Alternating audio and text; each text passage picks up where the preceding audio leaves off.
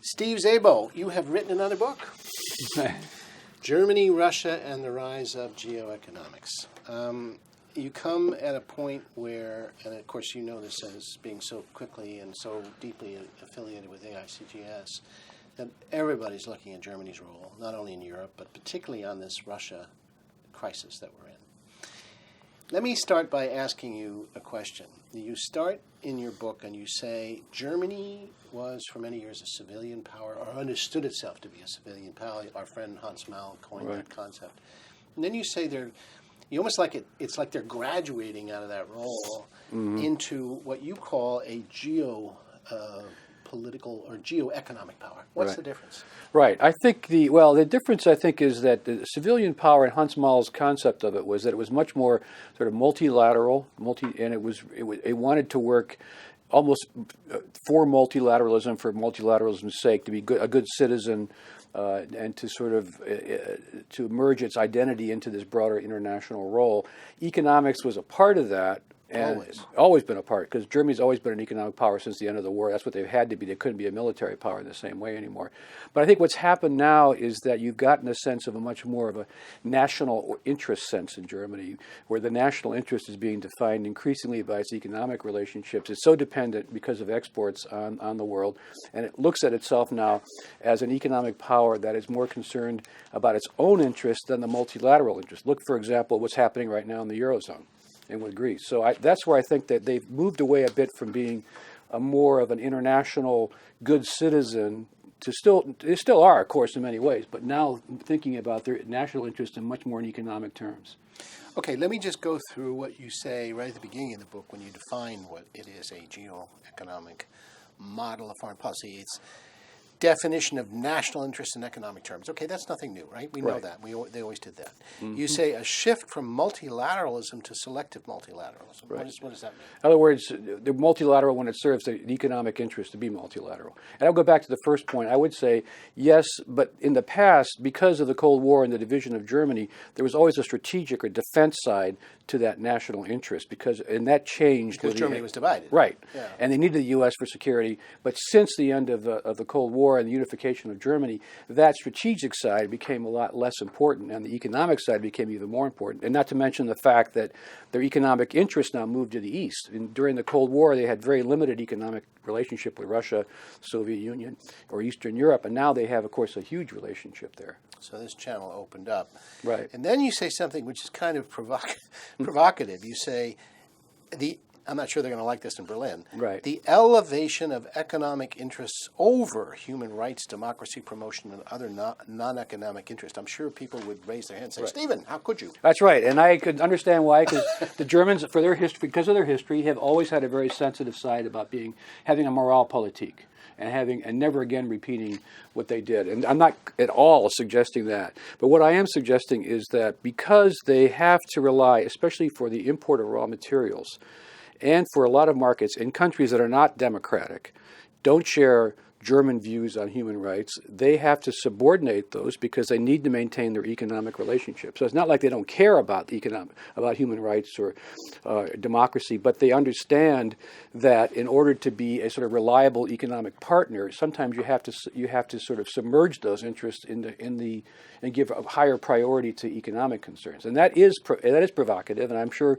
a lot of Germans will argue about that. I mean, the way you put it throughout the book, you sort of circle back to this a lot, where you say that the traditional German foreign policy, finding its way back into the community of nations through Europe, being the civilian power, not wanting to threaten anybody and be surrounded by friends.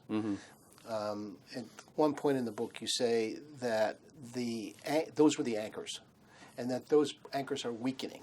Right. In which you say that Germany, I guess you're saying almost that Germany is becoming more self-confident and therefore more self-interested.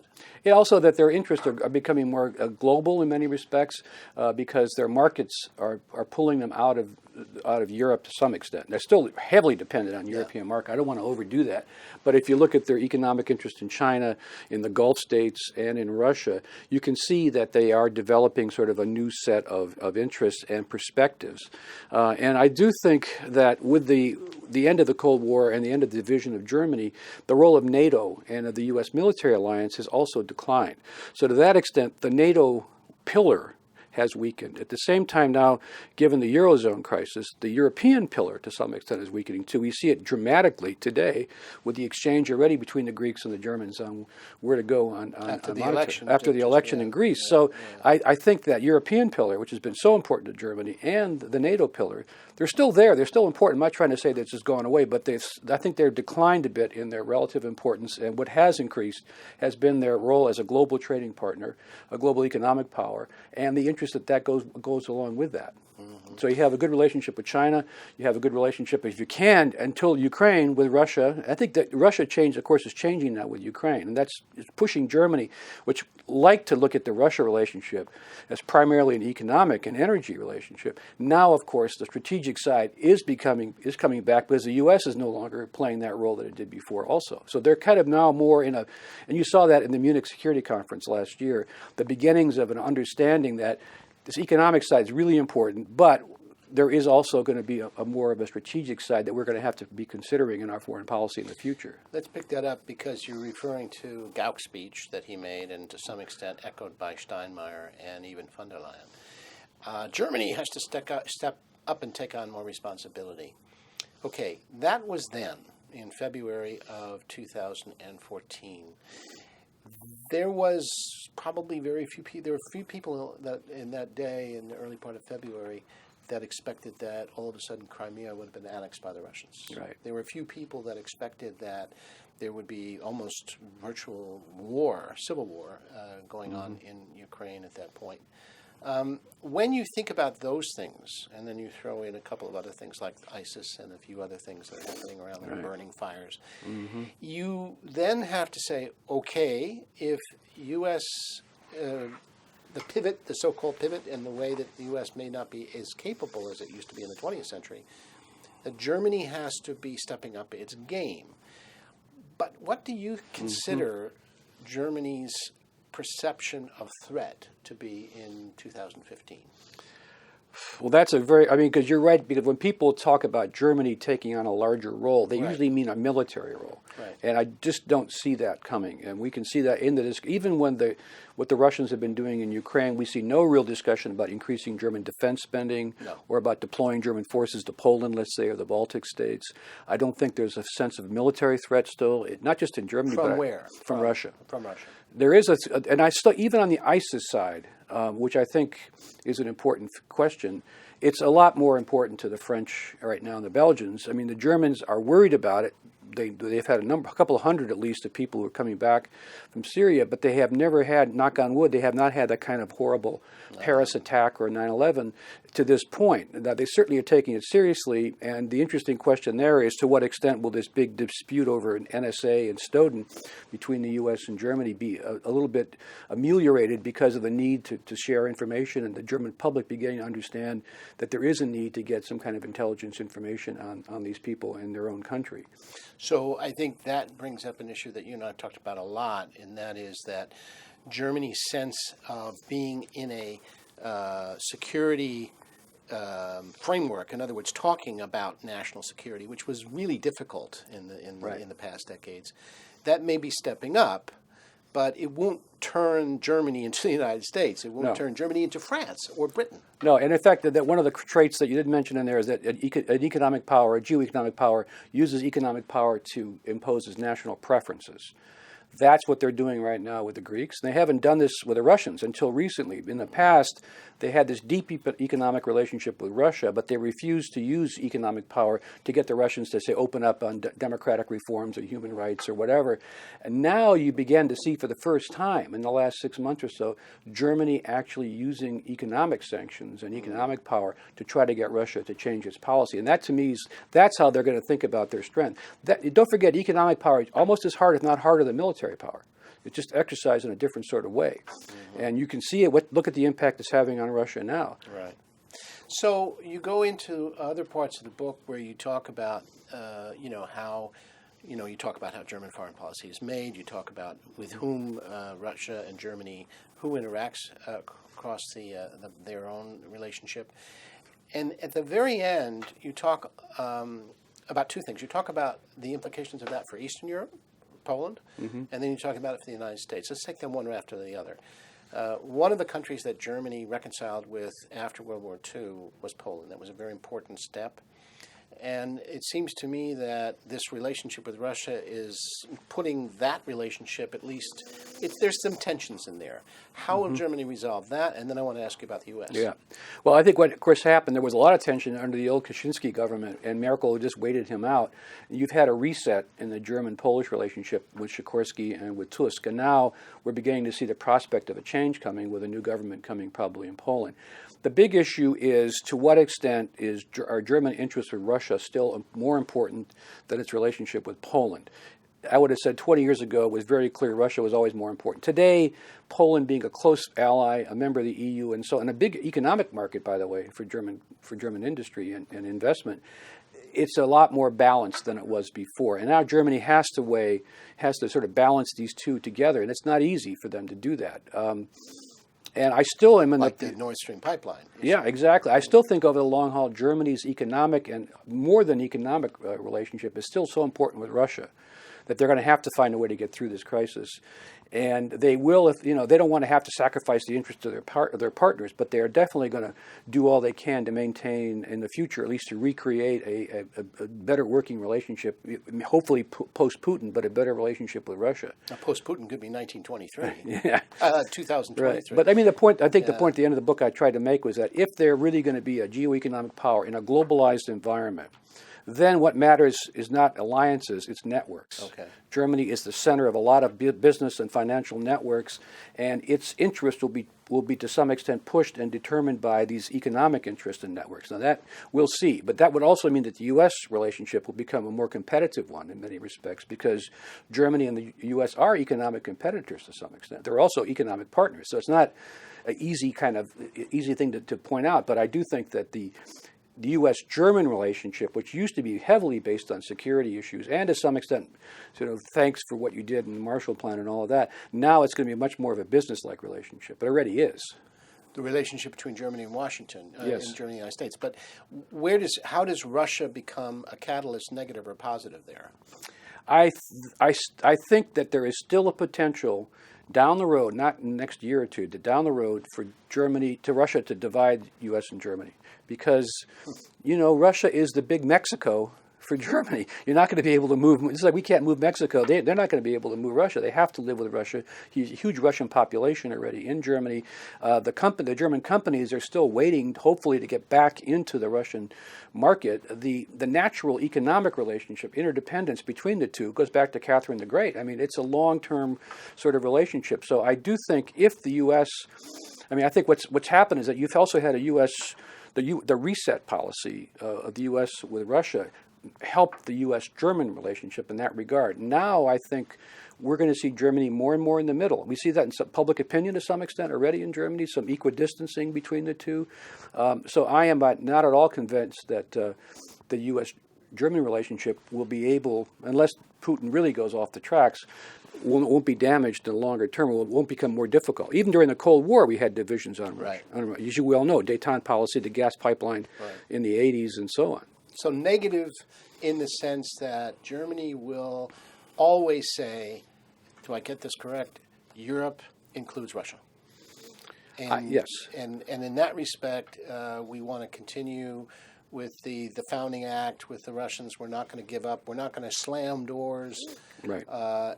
You seem to suggest, though, Steve, that the reason for that is less that Russia is a part of Europe and more so we got a lot of business to do with those people. Yeah, I think they don't, and it's nothing that, I think it's just realistic. Germany it has important economic relationships with Russia, just as UK does and France and so on. So I don't think I'm not trying to be too critical. This is something the German national interest is part of this, is having a strong economic relationship that will, but I think the Germans still think over the long run, interdependence will slowly begin to liberalize Russia and bring it back toward the West. Now, that may just be a little gloss on top of the economic interest. But I do think there is a sense there that this goes back to the Ostpolitik and Right. Wandel durch Annäherung. You Right. basically slowly can change your adversary through engagement. And I think that's very deep in the German political culture, and it's not only economic interest, but it's very compatible with the economic interest. I think what's important is what is going to be the long-term investment climate for German business in Russia. Right now,